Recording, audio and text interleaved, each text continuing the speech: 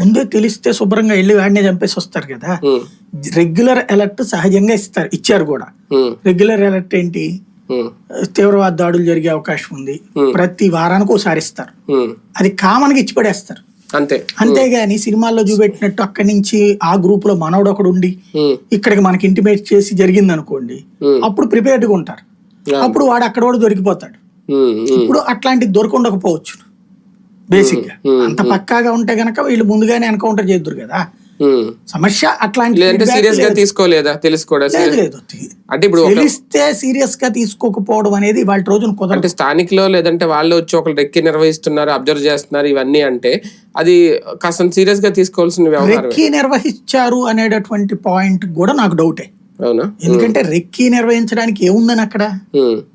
ఇప్పుడు తెలియని ప్రదేశం అయితే వాళ్ళది, ఆ 2 వీలర్ లో ఉన్నటువంటి వాడు లోకలోడే. ఇంకోటి అక్కడ ఇంకా రెక్కి చేయాల్సిందే ఉంది, ఎక్కడ చంపేసి వెళ్ళిపోవచ్చో తెలుసు వాళ్ళకి. ఇంకా ప్రత్యేకించి రెక్కి చేయాల్సిందే ఉంది. రెక్కి ఎప్పుడు చేస్తాం మనకు తెలియని ప్రదేశంలో. ఇప్పుడే ప్రధానమంత్రి కార్యాలయం మీద దాడి చేయాలి, లేకపోతే ముఖ్యమంత్రి కార్యాలయం మీద దాడి చేయాలి, అక్కడ సెక్యూరిటీ ఎట్లా ఉండదో తెలుసుకోవడానికి రెక్కి చేయాలి. ఇందులో రెక్కి ఏముంది, ఓపెన్ స్పేస్ అది. అక్కడ సైన్యం ఉండట్లేదనేది తెలుసు వీళ్ళకి. సైన్యం ఈ మధ్యన ఆ ప్రాంతం అంతా పచ్చిక బయలుగా ఉంటదట. ఇది పహల్గావ్. ఆ ప్రాంతం కొండపైకి వెళ్తారు, అందరూ గుర్రాల మీద వెళ్తారు, అక్కడ ఇక ఎంజాయ్ చేస్తారు, ఆడుకుంటారు. మనకి సినిమాలో చూపెట్టి